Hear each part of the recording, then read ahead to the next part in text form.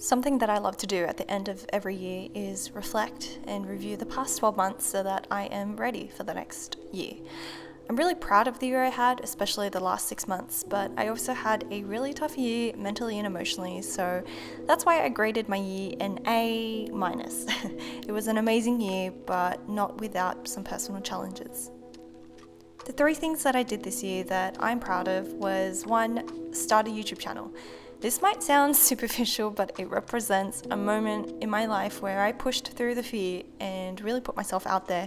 The people that I have met and the opportunities that I've been so lucky to have are all because I decided to take that one scary step.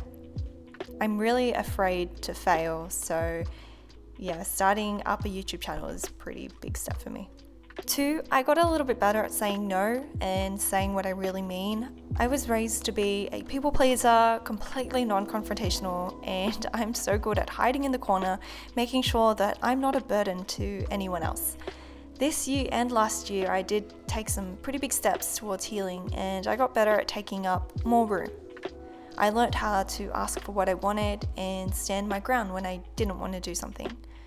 I still feel like I have a long way to go, but I am really proud of the progress that I've made undoing the past 27 years of thinking. 3, I learnt how to draw. A little bit. I've always wished I could draw.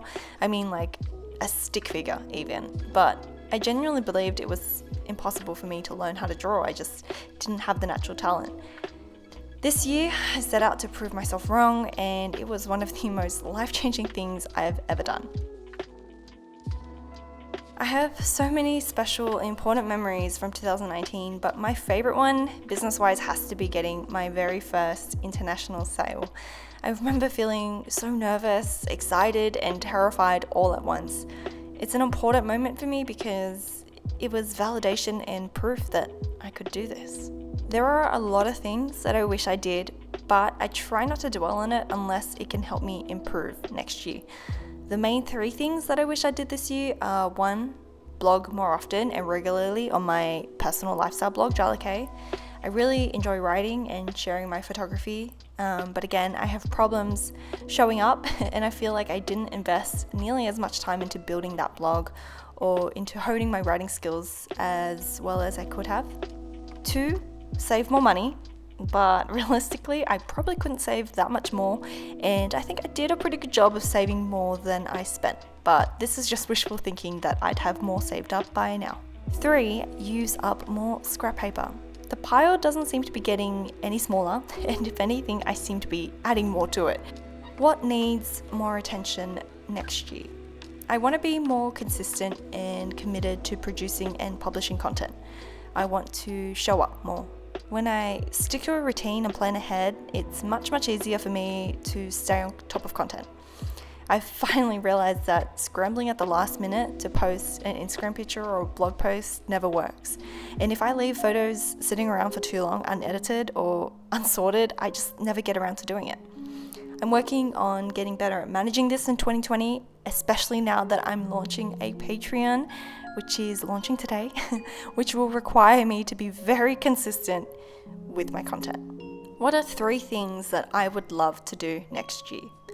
I only have 1 goal next year and everything else kind of falls under it, but my number 1 priority is to move out. It actually is a little bit complicated for Kevin and I because of family obstacles, but right now we're focusing on saving as much as we can and working towards being financially stable. The other 2 goals that I wrote down are basically there to support this main goal.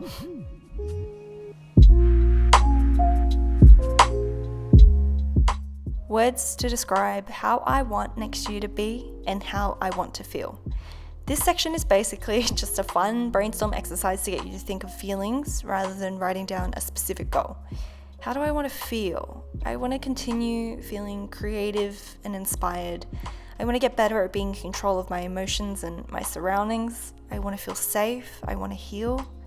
I want a minimal, slow, and simple lifestyle. In 2019, I felt a bit trapped.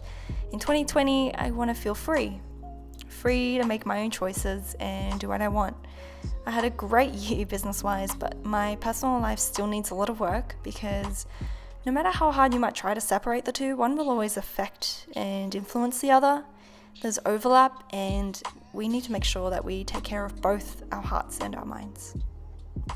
Finally, to each and every one of you that has watched my videos, left a comment, liked a video, or just messaged me on Instagram, thank you so much.